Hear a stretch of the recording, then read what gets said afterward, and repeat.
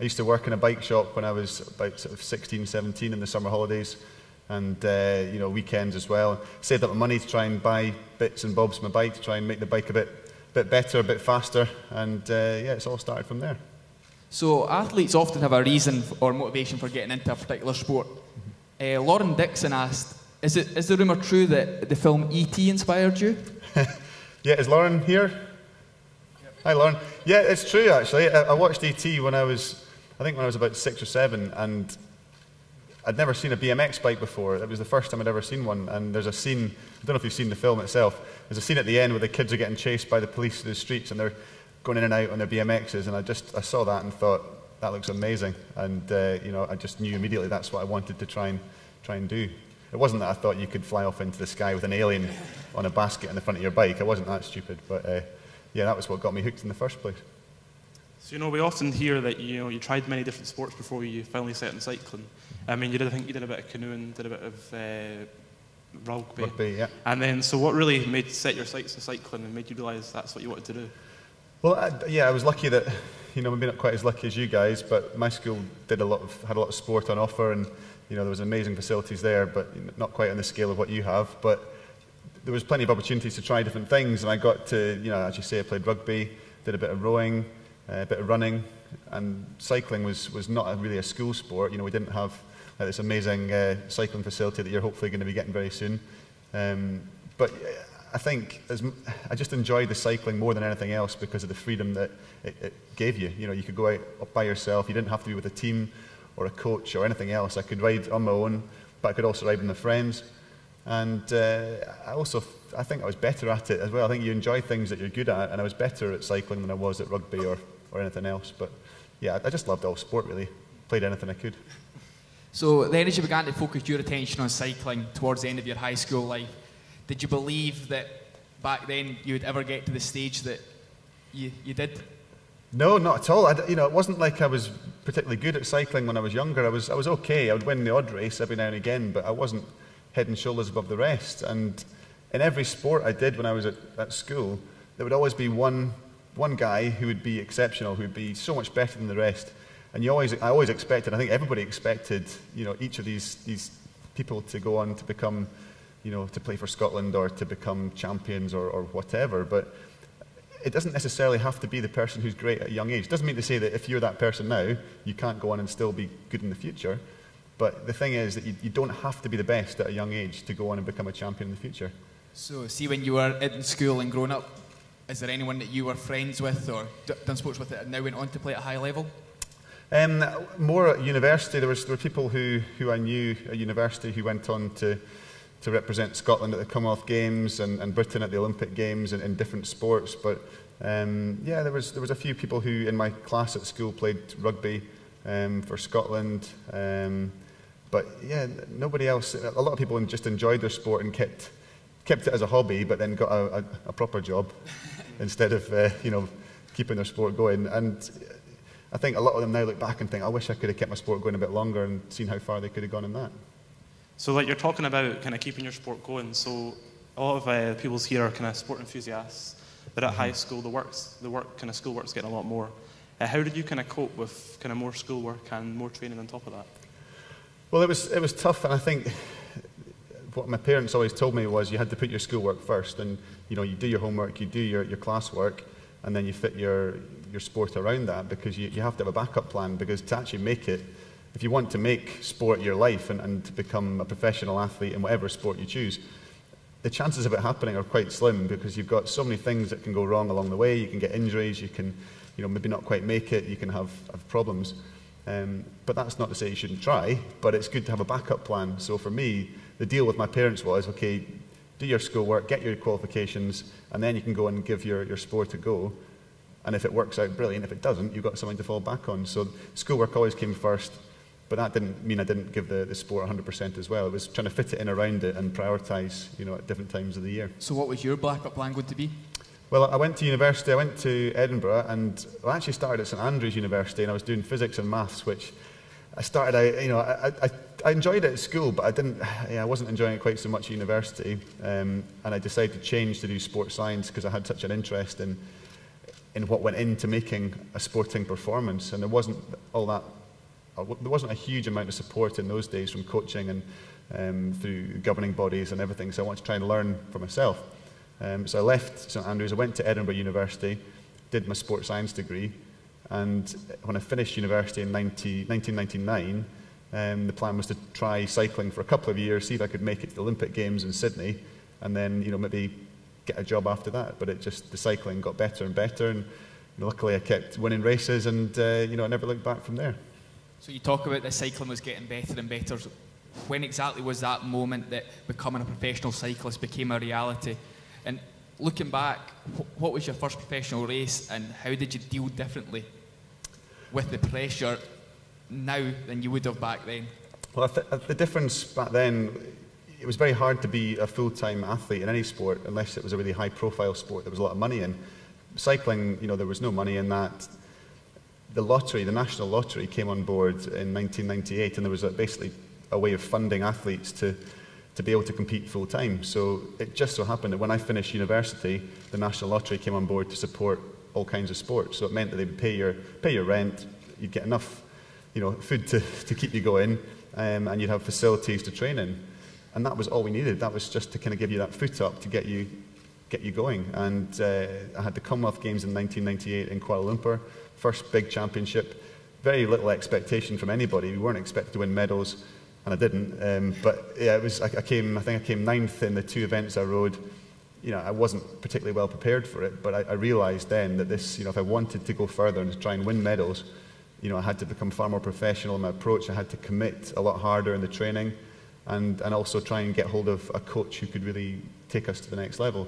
And within 2 years, we were at the Olympic Games in Sydney, and I rode the team event, the team sprint, and we got the silver medal there. And I remember standing on the podium just genuinely gobsmacked that I had, looking down at this medal hanging around my neck, thinking, I've got an Olympic medal. Even if I'd stopped then, back in 2000, with that one silver medal, I would have been proud of my career. But I just couldn't believe then, 4 more games or 3 more games after that, I had another 6 gold medals. So you talk about your food being supplied for you. You must have went through some amount of food being a professional cyclist.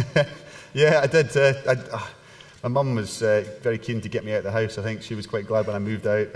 I used to eat so much, I still eat a lot now, but not quite as much because I'm not training as much as I used to. But yeah, you would probably eat up to maybe 6,000 calories a day just to keep you going for your training, because you would be training for 6-7 hours a day. Maybe do 2 or 3 training sessions of 2 or 3 hours.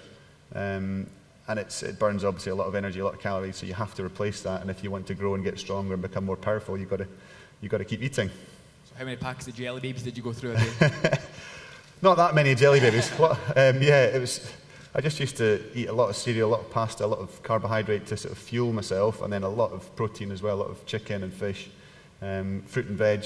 Just a balanced diet, really. I think people assume that professional athletes have really kind of strange diets and it's all very kind of scientific, and to a certain degree there is science behind the choices of your foods, but really it's about having a balanced diet, having sensible amounts of fruit and veg, enough protein to repair the muscle damage that you experience, and enough energy to keep you going, and obviously stay hydrated as well. So you and Edmund in S6 as part of our senior rugby team, and he asked, is there any advice you would give to an aspiring sportsman kind of trying to be the best that he can be? Is he in just now? You and Edmund? Yeah. He's there. Oh, how you doing?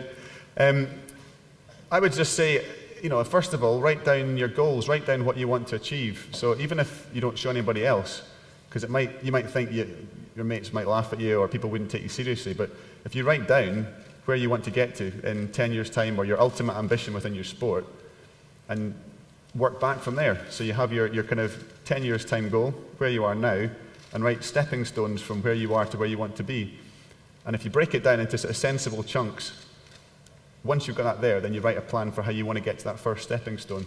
And that could just be for this season, specific gains if you want to look at your physical performance, your speed, your target or performance targets that you can highlight for your sport. Don't worry too much about results. If you're in a team sport, you've only got a very small input on the overall result. So look at yourself as an athlete, what you can do to get better, and just try and think about every single possible area that you can help yourself to get better. But the biggest thing you've got to do is enjoy it, because if you don't enjoy it, you won't keep doing it for much longer. a lot of people took it very, very seriously when they were young, and my sort of colleagues and my peers in cycling, and a lot of them just stopped after 3 or 4 years because they weren't enjoying it. So you have to enjoy the process, you know, keep it fun, but work hard, and you'll get the rewards. So when did you kind of first kind of formulise a kind of plan for yourself and kind of work towards that? Well, I was in a cycling club in Edinburgh called Dunedin Cycling Club, and we used to meet once a week. And there was a guy called Ray Harris who was probably in his 60s who ran the club, him and his family. And he pretty much told me exactly the same thing. He sat us down. There's about 6 or 7 of us between the ages of 14 and 18 in this club, and he said, right, we're going to talk about goal setting. I want you to write down your lifetime goal within the sport, your long-term goal, your medium-term goals, which is the next 4 years, and then your short-term goal, which is this season. And we all went away and wrote down on this bit of paper our goals. And I wrote down for my long-term goal, I thought, well, if you're going to set yourself a dream, you may as well aim for something pretty big. You know, there's no point in limiting what you can aspire to. So I wrote down I wanted to be Olympic champion. And I worked it out. I thought, well, I'll be 28 in 2004, so I reckon that will be potentially the peak of my career. So I wrote down 2004 Olympic gold medal, 1,000 metre time trial, and then I wrote down the 4-year goal was, I think, to make the Olympic team, or to become make the Commonwealth team for Scotland, and then the season goal was to become Scottish junior champion. We came back together, we all read out our goals, and I was the only one that had written Olympic champion, and I wasn't even the best in the group, and I pretty much got laughed at from my mates. They were all like, why do you think you're going to be Olympic champion? And the point was, I didn't think I was going to be, but I thought, well, if you're going to aim for something as high as you can. And Ray took me seriously. He didn't laugh. He said, okay, that's fine. But if you're going to set that as your goal, you've got to work back and write down how you're going to get there. And as soon as you write something down and have a plan, you're far more likely to achieve it. So you talk about it doesn't matter if what your peers maybe, if they're laughing at what you maybe think. So talking about is there sacrifices that you have to make when becoming professional to give yourself a fighting chance to be the best you can be? Yeah, you know, you obviously you have to put your sport first, or whatever you choose to do. If you want to be the best at it, then you have to make that your main focus. And it does mean that other things have to get, you know, maybe put to the side a little bit. So, you know, socialising, going out on the weekend, seeing your friends, doing other things that you'd like to do, but it's going to take away from your potential performance. So the key thing for me was to keep in touch with my friends. When I was traveling around racing and missing out on catching up with friends at the weekend, or doing different sports or having other opportunities, I just tried to realize, well, there is a time and a place when you can come back to that. As long as you stay in touch with your friends, and when you do see them, you enjoy it all the more. And there's certain things you do have to sacrifice, but it's definitely worth it, because when you know, through cycling and the places I've been, the people I've met, the experiences I've had, it's, you know, it's not just about winning gold medals, it's about all the things that go along in that whole journey in your career. And, you know, I look back, I don't like to call it sacrifices, because I don't think it is a sacrifice. I feel like I've got so much from my career that a few little things that you miss out on, you gain much more on the whole if you stick with it. So you've already talked about your first Olympic gold medal in Athens in 2004. What kind of sticks out from the games themselves? Obviously that was your second experience of the games. Well, the games, I think the first thing that sticks out in my mind from Olympic Games, it's not so much the performances or the racing, it's actually turning up in the Olympic Village, and you get into this village, and all of a sudden, everywhere you look, there's people in tracksuits, and they're all got, you know, their country's name on their tracksuit. People of all shapes and sizes, guys who are 7 foot tall, gymnasts who are, you know, 4'11". It's incredible, and you go straight to the dining room, to the big dining hall, and it's like an airport hangar. It's massive, this huge big room, all kinds of foods, anything you can think of, people everywhere. And you go in, you get your tray, and you go and you pick your food, and you sit down, and you just sit there and you watch everybody, and it's the most amazing array of different people from all around the world. And then you play a game basically where you're trying to guess what sport they do based on their body shape and body size. So, you know, big tall guy, he's probably a gymnast, he's probably a basketballer or a little gymnast, or a shot putter, a big huge guy. And it's, you know, you kind of settle into the village, you find your room, you get your little apartment, and then you've got to try and get over all that excitement of being in this amazing environment to realizing you're there to do a job, to try and win a gold medal. And And I think the people who are successful at the Olympic Games are the ones who can push all these distractions to the side, not worry about the TV cameras that are filming you, or the crowds, or the people, or all these exciting things. It's about your performance and trying to do the best you can. And once it's over, then you can really enjoy it. You can have a big party, and the last night in the Olympic Village with all the athletes that have finished, it's incredible. So before you kind of go into your own event, do you have the opportunity to go and train in the venue that you're going to be competing in? Yeah, it depends which Olympic venue you're going to. So if it's in London, we didn't actually arrive in London until I think the day of the opening ceremony. But for Sydney, we were in Australia for about 6 weeks before the Games. So you get a lot of opportunity to train and to practice in the venue. But a competition venue changes drastically from a training venue to a competition venue. When there's no one in there, it's an empty stadium, you're practicing, it's fine. All of a sudden, there's thousands of people arriving, and the atmosphere changes, and that's when you can be distracted, and it can be it's very nerve-wracking when you're stepping up there at the Olympic Games, but it's good to have been there and to experience it before you compete. So Stuart Elder is asking, what did it feel like to win that first Olympic gold as you crossed over the line? Is Stuart in here just now? Hi, Stuart. It was, to be honest with you, it was probably one of the best experiences of my life. It's a shock at first. It's this weird feeling because you've been dreaming about it and you've been trying to visualize this race for so long, hoping that you're going to achieve this goal, but you're not thinking about the gold medal. You're just thinking about the performance, because if you think about the outcome, it can be distracting. So it was all about how I'm going to do this race. How can I execute this race as well as I possibly can? And then when I crossed the line on the day itself, the race was so like how I'd imagined it was going to be. It was almost like it was a dream. But when I crossed the line, I hadn't thought about what I was going to do after the race. The celebrations, I hadn't really thought about that far, if that makes sense. And I crossed the line, and I was just still in complete shock. And I looked up at the scoreboard, and because the event I was doing was a time trial event, so you're on the track on your own, not against any other competitors. And I looked up and I saw my time, and I saw the number 1 for first, and OR for Olympic record. And I was just completely shell-shocked. And I sort of rode around with my hand in the air, totally dazed. And I did about a lap until I spotted my parents and my family were up on the fence and the barrier with the flags going absolutely wild. And it suddenly sunk in that I had become Olympic champion. And that's when the emotions hit you, and you just, there's relief because it's worked out. There's just sheer elation because this is something you've dreamt of for your whole life. I mean, and you've worked towards, and until you actually become Olympic champion, you never know whether it's going to be possible or not. But yeah, it's a great feeling. And when you step on the podium at the end and they read out your name and then read out Olympic champion straight after it, and you realise that for the rest of your life, no matter whether you race again or not, you're going to be an Olympic gold medalist. It's an amazing feeling. So you talk about, as a junior, you set yourself the long-term goal of becoming an Olympic champion.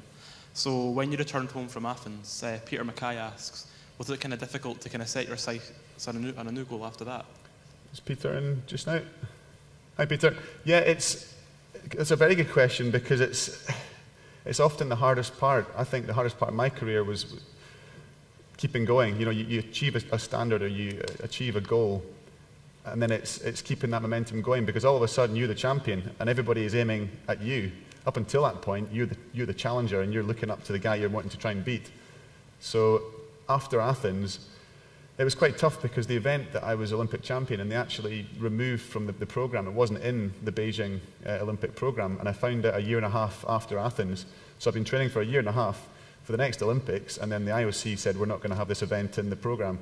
So that was a big blow, and I had to really just sit down and think, what am I going to do now? Am I going to go for the team event mainly or try a different event? And it was really down to the coaching staff at British Cycling who were so good. They really helped me change from being a rider who pretty much raced against the clock on my own, doing 4 laps of the track by myself, to being a sprinter and a keirin rider where you're racing side by side with other people, and there's more tactics involved. It's a lot more technical. The physical side's quite similar, but it's a very different event. So really, it was having a new goal, a new challenge that helped me and pushed me on to Beijing. And Beijing, I won 3 gold medals. Never thought that'd be possible, and I certainly wouldn't have done if they hadn't changed the event. So what started out as a disaster when they dropped my event became the best possible outcome 2.5 years after it happened. So we've talked a lot about the highs and winning winning gold medals, but unfortunately in sport there is a few lows. So Abigail Comrie asked, when times do get tough in your career, what is it you do to persevere? Yeah, there's probably a lot more downs than people might imagine. You know, I think if you watch the racing every 4 years and you see an athlete winning gold medals, you think it must be relatively expected. They must think that it's going to happen, or some people even make it look easy. When you see some athletes, they just look so much stronger than the other athletes. It looks like it was a formality. But from my perspective in my racing, it was, you know, I had probably more lows than highs along the way, because you pick up injuries when you're training. You're always pushing yourself so hard in training that you're running that risk of getting injured. Cycling itself, you know, in the races, it can be quite a little bit, I wouldn't say dangerous, but there's often moments where you can have crashes and then you can hurt yourself in that respect. And even just getting beaten, you know, there's times where there's no real reason why you lose a race, and you feel as if you've prepared the best you can possibly prepare, and you get up there and someone's quicker than you. And it's really disappointing, because you think, well, I thought I did everything right. So it's just dealing with all these setbacks and using them to inspire you to work harder for the next race. So when I used to lose a race, or if I was injured and I couldn't train, I would just sit down and work out, okay, how am I going to get myself back to fitness? How am I going to get myself in better shape for the next race? And look at the person that had won, or the person that was at the best at that time, and think, well, what are they doing? You know, how can I become better than them? Is it their technique? Is it their training? Or are they, you know, how are they getting to become better than me, and use them as an inspiration? But it's, you know, the biggest thing I think to accept as an athlete is that life is going to be up and down. You're not going to be, you know, winning all the time. You're not going to be having a great time all the time. You have to accept it's going to be tough, and that's how, you know, how you bounce back from defeats and from disappointments. That's really what makes a champion, I think. So would you say that is one of the special ingredients you could say that makes an Olympic champion, someone who is able to bounce back from defeat and overcome these barriers that are put up in front of you?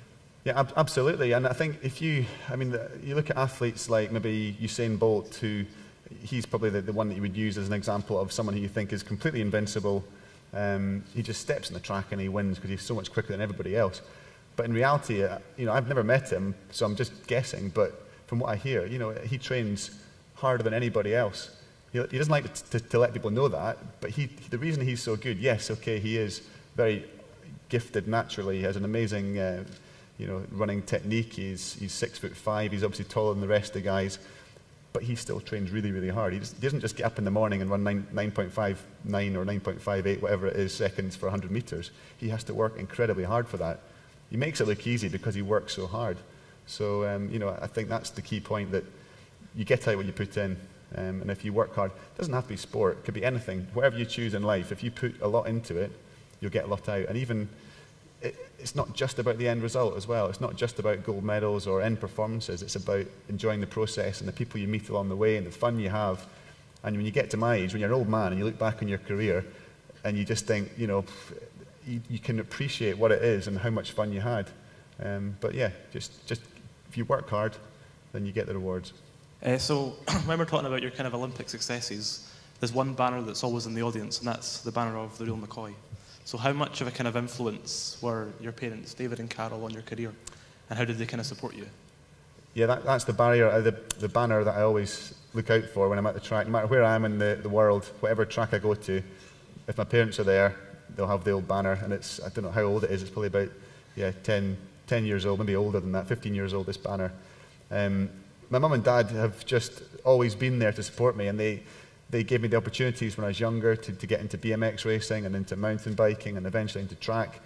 Never felt that there was any pressure to perform. It wasn't like they were pushing me into doing something that I wasn't that keen on, but I always felt that they were just trying to give me opportunities, and there was never any pressure to perform or pressure to succeed. So it wasn't like they were wanting me to win and, come on, you've got to win. It was just, do your best, and no matter what happens, we'll be there for you. And it's a great feeling when you're in a far-flung part of the world, in some velodrome somewhere in, you know, China or Australia, and in this crowd of thousands of people, you see this banner, the real McCoy, and then you can spot your mum and dad or my wife Sarah or whoever from the family that's made the trip over to support me, because you know that they just want to see you do the best you can. They don't mind if you don't win. They want you to win because they know that you want to win, but they're there just to support you. So you've spoke about the home crowd in London, the Olympics, but see in the opening ceremony when you carried that Great British flag around, what sort of feeling were you experiencing then? Well, I wasn't actually planning to go to the opening ceremony, and I found out about 3 days before that I'd been nominated, and I was going to carry, or they asked if I wanted to carry the flag for the team. And I couldn't turn that down, obviously, but I had to get from the training camp in Newport in Wales to London with the minimum amount of fuss, because I was still in very, very important training phase. Although it's only a few days to go, you're still training really, really hard. And I didn't want to, or the coaches said, we don't want to disrupt this training too much, so how are we going to get you in from Wales into London with all the traffic and all the restrictions? And it was a guy who ran the golf club near the hotel we were staying at, who had a helicopter, as you do. He said, well, if you want, I'll fly you in my helicopter and we'll drop you straight into London, and then you won't have to have all the hassle of travelling. You can do the opening ceremony, not spend too much time getting tired. You can train that day straight in. So it was the most bizarre feeling to be sitting there in a helicopter, on the day of the opening ceremony, flying into London, sort of, there's landmarks, there's the Thames, there's that. Straight in, car took me straight into the village, dumped my bag, got my white and gold outfit on, which looked better on TV than it did in real life, to be honest. And then, I hadn't really thought about it much till I got down to the start of the ceremony. And, you lined up and the whole team's behind you, and they give you the flag, and it suddenly dawned on me, this is the only time in our lifetime we're going to have a home Olympic Games in Britain, and I've been picked to carry the flag for the whole country at the home Olympics. And it just dawned on me, and I suddenly thought, this is a massive deal. And for 4 years, from Beijing until London, everything had been about these gold medals in London, the focus of trying to win a gold medal at home games.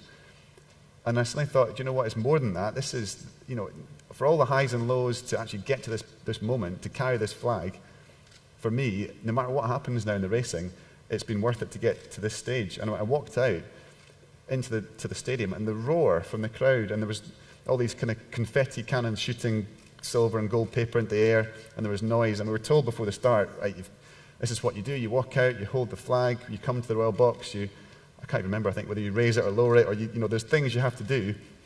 And I was like, yep, got it all. As soon as I went in there, I forgot everything.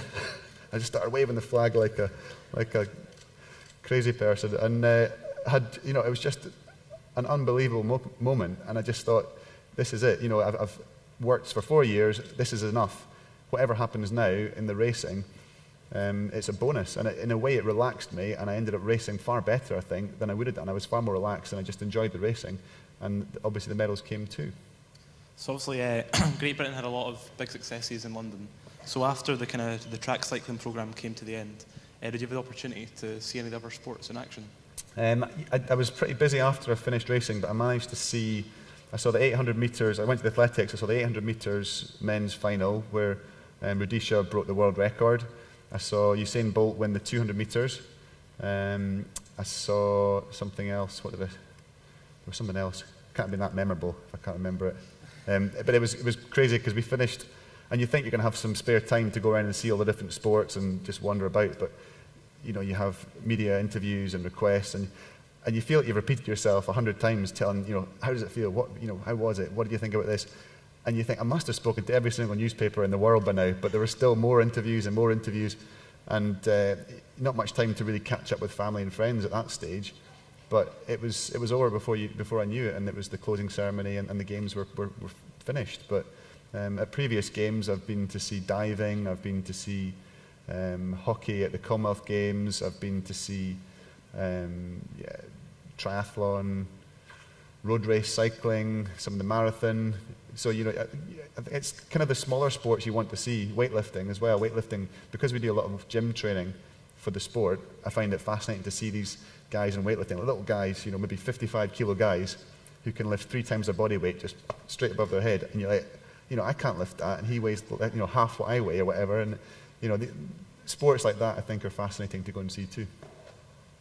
So the news broke about a year ago now that you were going to choose to retire with obviously Glasgow 2014 coming up. Heather McCallum asked, what was the feeling about missing Glasgow 2014, and you talk about the home crowd. I'm sure the home crowd will just be as good in Glasgow this year. Absolutely. Sorry, Heather, is it? Hi, Heather. Yeah, great question. It wasn't an easy decision to make because it would have been the dream end to my career to have the home Olympics in London and then the home Commonwealths in Glasgow. You couldn't have scripted it better, but the point is that you realise it becomes obvious to yourself over time that you can only maintain the highest level of competition for so long. And I'm 38 now, so most of the guys that are competing at the highest level in cycling are between 20 and maybe 28. Some of them are into their 30s, but not many. But there's nobody else that was around in the sort of mid-30s or even late 30s at the highest level, because you're essentially the engine for the bike. It's about how much physical output you can produce. So because you've got all the measurements, you can measure your fitness levels, your force production, your power output, your speed, everything. You can see if your performances are going to be good enough. After London, I had a break of about 6 weeks of just gentle road rides, not actually training, just having a bit of fun. And then I got back into training properly, and I could just see it wasn't quite there. And I was working hard, but I was getting injured more easily. And it just became aware that I wasn't going to be as good as I'd like to have been. And if you're not at your very best, because it's so competitive and it's so tough at world level, I could have gone, I probably could have made the Scottish team, maybe been 95% fit, but I wouldn't have won a medal. And I didn't want to take a place away from somebody else that would have had that chance to experience racing in a home crowd, home support for the first time. They might not win a gold medal this time, but it could inspire them to go on in the future. And I realised that, I'm quite happy with what I've managed to achieve, and I can at least go to the games now to enjoy them, to support the team, to be a sort of mentor for the Scottish team and the athletes in the team. And just, as we're saying about seeing other sports, get a chance to go around and experience the games without any pressure. And there's no doubt I would have loved to have been there and to experience that feeling of hearing the Scottish support. But yeah, I think you've got to be realistic, and you use your head, not your heart in these situations. It's tough to finish on top. You always think there's one more race and you can just do one more. But I realised that I wouldn't have been at my best. But thanks for the question. So I think it's about 12 years on since you won your first world title. And so 6 Olympic, 11 world titles later, how would you describe your whole career in one word? Surprising, I think. It's not something I ever expected. I didn't, I had the dream of becoming Olympic champion, and even that seemed ridiculous, but I would never have dreamt 6 times Olympic champion. But I think it reflects the number of people who, all athletes are the people who get or all champions are the ones who get the recognition and the support and the fame, but it's the people in the background that you don't hear of, the coaches, the family, every single person helping to make that person a champion. And I've just been incredibly fortunate because I've had such an amazing family supporting me, amazing coaching staff, friends, people in the background, who have, without their help, I wouldn't have been a champion once, let alone 6 times. So it's nice to have all these titles and medals, but they're really, a team effort. So, yeah, but going back to your original question, surprising, yeah. So that brings us to the end of what I'm sure you'd all agree has been a truly inspirational talk. We hope that you can take on board the messages and advice given from a true Olympian and help to make your success in your challenges and your sporting career. Now, before we conclude, we've got one very special prize for our Larbert High people in the audience today. Just before Chris came along the hall today, Chris signed a copy of his autobiography, and all the tickets have been entered into this box here. So we're going to ask Chris to draw one of the names out of the box, and we're going to invite the person to come up on stage for a picture with Sir Chris Hoy. Okay. Second prize is 2 copies.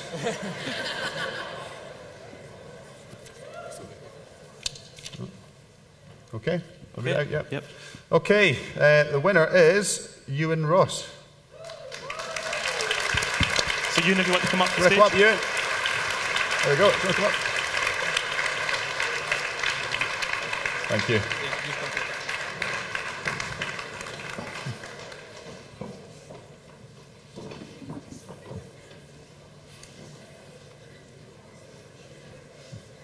There you come. Well done, Ewan. There you go. There's your copy.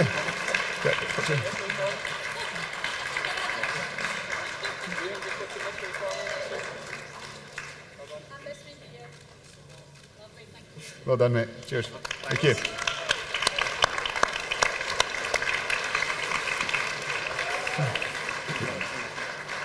Right, so Chris, that's you giving something to someone, so we want to show our gratitude to you for coming along today.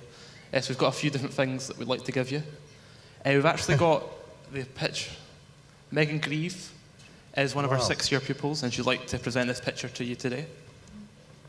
Thank you very much. That's amazing. Thank you. Cheers. That is... Can I just say, I mean, I said it when I came in, and I meant it, the reception here has just been incredible today, but you guys should be incredibly proud of yourselves for the way that you've welcomed me, and obviously the school that you have here is just fantastic. So the things that are going on in the future as well, the stuff that you're, the new cycling track, which is hopefully about to be announced, that, that's something that I'd love to come back at some point when it's finished, to have a go on, and keep working hard, keep doing whatever it is that you want to do. It doesn't have to be sport, whatever you choose, enjoy it, work as hard as you can, and be the best you can be. But thank you so much. Yeah, genuinely touched. Thank you very much.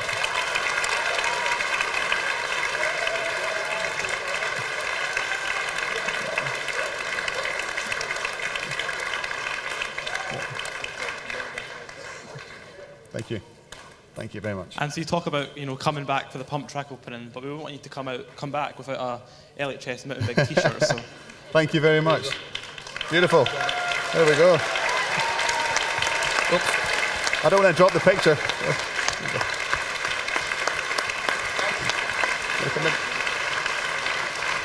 Thank you.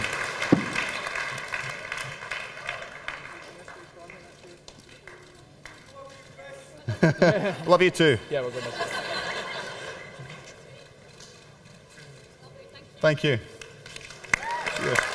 Right, so everyone, if we can please once again be upstanding for Sir Chris Hoy. Thank you. Cheers. Thank you very much. Thank you. Hello.